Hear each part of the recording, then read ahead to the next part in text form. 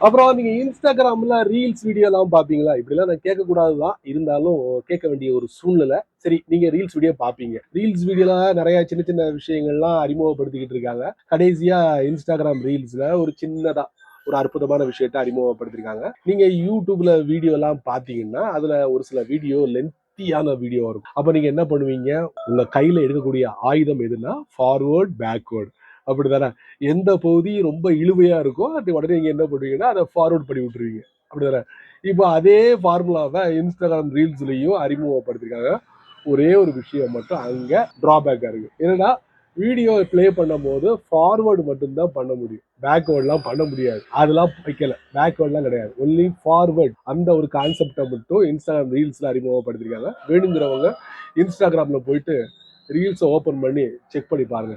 இந்த மாதிரி சின்ன சின்ன விஷயங்கள் நீங்க தெரிஞ்சுக்கணும்னு ஆசைப்பட்டீங்கன்னா வழக்கம் போல நம்ம சேனலை ஃபாலோ